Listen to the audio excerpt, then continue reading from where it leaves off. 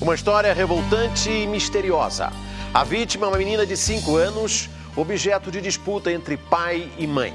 Ela morreu no hospital com marcas estranhas pelo corpo depois de ter sido atendida por um estudante que trabalhava como se fosse médico. A polícia investiga o caso e suspeita do pai da criança. No vídeo, gravado em janeiro, Joana Cardoso Marins, de 5 anos, brinca no Parque do Ibirapuera, em São Paulo.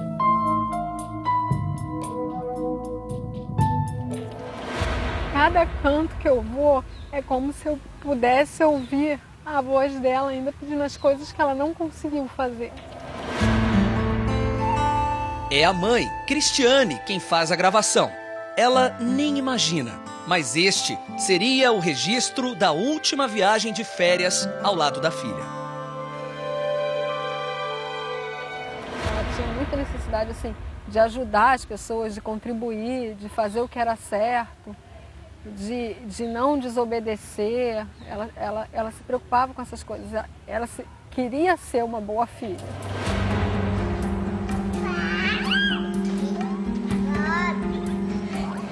Os primeiros anos de vida foram ao lado da mãe e do padrasto. Segundo Cristiane, o pai biológico, André Rodrigues Marins, visitava pouco a filha, mesmo com a autorização da justiça.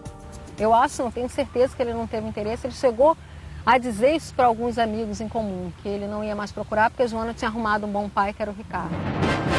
O desentendimento entre os dois ficou ainda mais forte em 2007. Joana teria voltado muito machucada de um fim de semana que passou com o pai.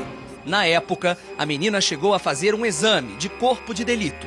Tinha um hematoma aqui atrás, apesar de não estar cortado, era um hematoma no dorso, assim, grande, que era uma coleção de sangue, assim. Alguém ou ela bateu em algum lugar e tinha vários arranhões no pescoço.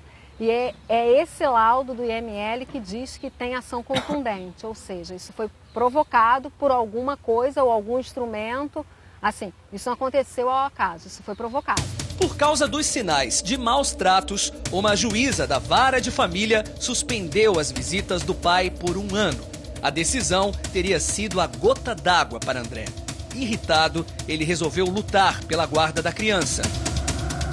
Em maio deste ano, a justiça determinou que Joana ficaria com o pai. O principal argumento foi o da alienação parental, ou seja, Cristiane estaria impedindo Joana de se relacionar com André. Ela sempre falava para mim: mamãe, não fica triste, não chora. E no dia que ela foi embora, ela virou para mim e falou assim: mamãe, eu fiz um esforço sobre-humano para não chorar, para ela não ter a sensação de que era alguma coisa ruim que ia acontecer com ela. Na hora dela sair, já ela virou para mim e ela falou: mamãe, você tá chorando porque eu vou ficar com o papai André, né? Aí eu falei: não, filha, eu não tô chorando. Ela falou: tá sim, eu vi uma lágrima escorrer no seu rosto. Aí eu falei: não, filhinha, mas você vai voltar. Joana não voltou.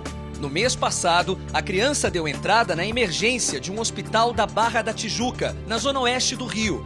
Ela tinha manchas no corpo parecidas com queimaduras. Segundo os médicos, os hematomas podem ter sido causados por convulsões. A Joana não tinha nenhuma doença anterior, ela não teve, nem as doenças comuns de infância a Joana teve. Catapora teve? Nem catapora, nem sarampo, nem rubéola, nem dorzinha de garganta que as crianças têm e precisam ir para o médico, nada disso a Joana teve. A Joana não teve sequer nenhuma passagem por emergência pediátrica. O pai disse que a filha tinha tido convulsões. A equipe médica do hospital chegou à mesma conclusão. Foi lá que Joana foi atendida por um novo personagem desta história dramática. Alex Sandro da Cunha, 33 anos, estudante do 5º período do curso de medicina. Mesmo sem ser formado, ele trabalhava no hospital.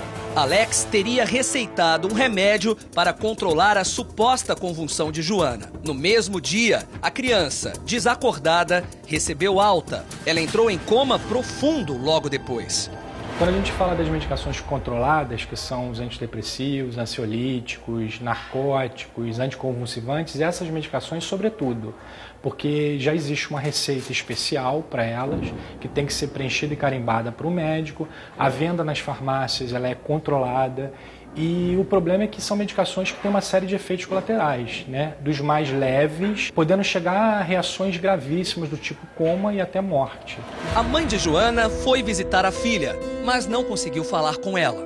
Teoricamente, ela nem soube que eu estive lá, porque ela estava em coma profundo.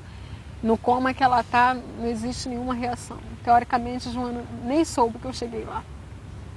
A única coisa que eu ficava fazendo era isso, porque como eu sabia que ela gostava muito de escrever, eu massageava bastante a mãozinha dela, porque se ela voltasse a viver, eu queria que ela aprendesse a ler e a escrever de novo. Eu ia me esmerar em fazer ela ler e escrever.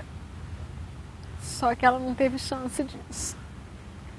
Para quem não sabe, a Cristiane também é médica e é formada há 15 anos. Você que passou por uma universidade também de medicina, ele estava bem no meio do curso. Tinha condições ele estar num hospital? Impossível, impossível. A essa altura do curso? Eu achei até que a imprensa tinha divulgado errado, que ele não estava no 5º período, que ele estava no 5º ano, porque a gente termina a faculdade no 6º ano. Mas não, ele estava mesmo no 5º período. São quantos períodos ao todo? São 12. Menos da metade? Menos da metade. A polícia abriu inquérito para investigar se o falso médico tem responsabilidade na morte de Joana. Alex chegou a prestar depoimento, mas desapareceu logo depois de ter a prisão temporária decretada. O Domingo Espetacular foi até a casa do falso médico, em São João de Meriti, na Baixada Fluminense.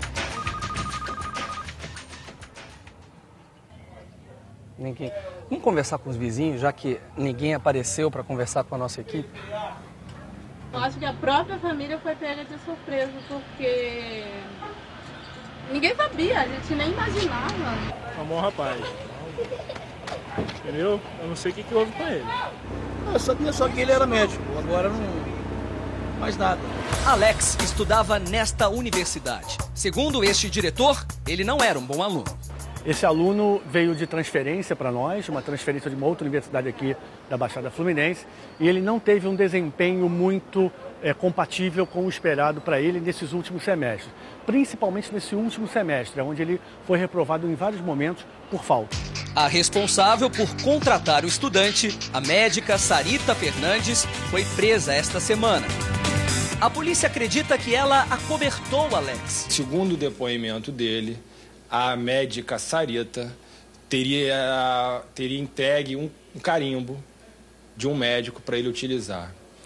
Ele afirma que o hospital não sabia, que ele era contratado direto pela doutora Sarita, essa médica. Um segundo inquérito foi aberto pela polícia para saber a origem dos hematomas que apareceram em Joana. A polícia vai investigar se a criança foi agredida pelo pai. No enterro, amigos e parentes se despediram com protesto. O pai não apareceu. A madrasta foi hostilizada na entrada do cemitério.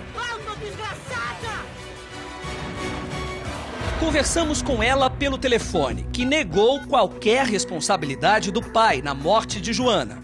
Ela era bem tratada quando estava com vocês? Muito bem tratada. Mas essas convulsões não têm nenhuma ligação com nenhum tipo de maus tratos, então? Eu tenho certeza que não, porque ela não sofreu maus tratos nas nossas mãos. Em nenhum momento ela sofreu maus tratos, entendeu? Vanessa disse que o pai de Joana está emocionalmente abalado e sem condições de dar entrevista. A mãe está falando muitas coisas, ela por enquanto não está provando nada. Se ela quiser falar, isso não está preocupando a gente não. No momento isso não está preocupando a gente. O que a gente realmente está sentindo é a perda da Joana, entendeu?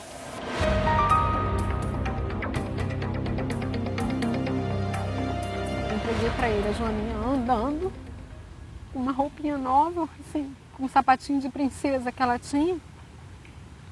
E ele me devolveu ela deitada numa maca no hospital, com um tubo, com uma roupa suja que nem era dela, da irmã. E foi assim que eu recebi minha filha. Quem está falando a verdade? O que de fato aconteceu com a menina? As perguntas, por enquanto, estão sem resposta. A investigação corre em segredo de justiça.